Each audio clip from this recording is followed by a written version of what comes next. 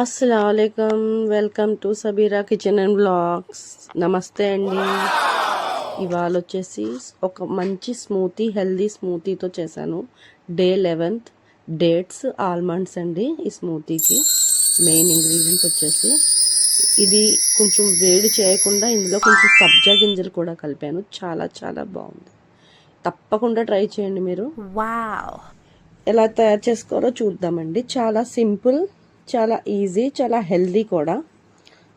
ఇవాళ ఇఫ్తియారీ రండి, ఇదంతాని day 11th ఇఫ్తియారీకి ఇలా చేసుకున్నాం మొత్తం. దీనికోసం అనేసి ఒక 200 grams బాదం నానబెట్టానండి. ఖజూర్ వచ్చేసి ఒక కప్పు పాలల్లో నానబెట్టాను. క్వాంటిటీ వచ్చేసి ఒక కప్పు అనుకోండి, చిన్న కప్పుతో ఒక కప్పు. సబ్జా వచ్చేసి ఒక 4 spoons, హ్యూజ్ ఎక్కువగా నానబెట్టుకున్నాను. ఇది వేడి చేయకుండా బేగం చేయడానికి. పిస్తా వచ్చేసి కొన్ని పిస్తా తింటుంటే టేస్టీగా ఉంటుంది, పలుకులుగా తగులుతుంది. కట్ చేసుకుని వేసుకుంటానండి. పిస్తా అయితే నేను పేస్ట్ చేయను. పిస్తా అయితే నేను చాప్ చేసి పెట్టుకుంటాను. చాపింగ్కి ఈజీగా ఉంటుందని చెప్పి కొంచెం నానబెట్టుకున్నాను. ఇది చాలా సింపుల్ ఫ్రెండ్స్, చేసుకోవడం కూడా చాలా ఈజీ. ఇది వచ్చేసి రోజ్ ఫ్లేవర్తో ఉన్న కస్టర్డ్ పౌడర్ అండి. ఒక్క స్పూను. మిల్క్ని థిక్ చేయడానికి కోసం మాత్రమే వాడుతున్నాను. 1 స్పూను ఇలా కలిపి పెట్టుకున్నాను. పిస్తా కూడా నానబెట్టుకుంటున్నాను. ఒక పక్కన సబ్జా నానబెట్టాను. ఇగోండి చాప్ చేసుకున్నాను. నానిన తర్వాత పిస్తాని చాప్ చేసి పెట్టుకున్నాను. ఇవన్నీ పీల్ చేసుకున్నానండి. పీల్ తీసేసాను, మొత్తం బాదం అంతా పీల్ తీసి పెట్టుకున్నాను, తొక్క తీసి పెట్టుకున్నాను నానిన తర్వాత. బాదం వచ్చేసి నైట్ నానబెట్టానండి. మిగతావన్నీ 1 hour ముందు నానబెట్టినవే. బాదం మాత్రం ఒక నైట్ నానబెట్టాను. ఒక 2 hours 3 hours నానిన తర్వాత 1 hour నానినా పర్వాలేదండి. డేట్స్ వచ్చేసి మిక్సీ చేసుకోవాలి. బాదము, డేట్స్ విత్ మిల్క్తో పాటు మిక్సీ చేసుకోవాలి. 1 లీటర్ పాలు తీసుకున్నాను. చిక్కటి పాలు తీసుకోవాలండి.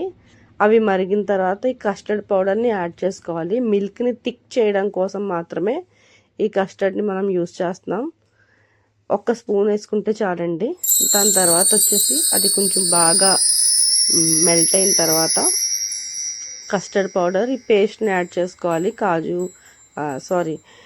ఖజూర్ బాదం పేస్ట్ యాడ్ చేసుకుని అందులోనే సబ్జా గింజలు కూడా యాడ్ చేసుకొని స్టవ్ ఆఫ్ చేసేయడం. ఇది కూల్ అయిన తర్వాత తీసుకుంటే చాలా టేస్టీగా ఉంటుంది. ఇలా పిస్తా చాప్ చేసాం కదండి, అవి యాడ్ చేసుకుంటే చాలు, అయిపోయినట్టే మన smoothie. Very very tasty, very very యమ్మీ. ఇలా గ్లాస్లో నేను వేసి కొంచెం పిస్తా, చాప్ చేసిన పిస్తా వేసి ఇచ్చేసానండి మా పిల్లలకి. చాలా చాలా బాగుంది. కొన్ని టిఫిన్స్ అయితే హోటల్ నుంచి తెప్పించుకున్నాం, కొన్ని టిఫిన్స్ అయితే నేను చేశాను. ఇది యమ్మీగా ఉండటంతో పాటు చాలా హెల్దీ కూడా అండి. చాలా టమ్మీ ఫిల్లింగ్గా ఉంటుంది. చాలా హెల్దీ, మీకు చాలా ఎనర్జీని ఇస్తుందండి. తప్పకుండా ట్రై చేయండి, షేర్ చేయండి, సబ్స్క్రైబ్ కూడా చేసుకోండి. ఇది చాలా చాలా బాగుంటుందండి. టేస్ట్ అయితే తప్పకుండా ట్రై చేయండి. ఇది కూల్ అయిన తర్వాతే తీసుకోవాలండి. ఇది చేసిన తర్వాత న్యాచురల్ ఎయిర్ కంటే ఫ్యాన్ గాలికి చల్లారిన తర్వాత అప్పుడు రిఫ్రిజిరేటర్లో పెట్టండి. బాగా కూలింగ్ కాకుండా లైట్ కూలింగ్గా తీసుకుంటే చాలా టేస్టీగా ఉంటుంది. థ్యాంక్ యూ ఫర్ వాచింగ్ అండి. Thank you so much for supporting.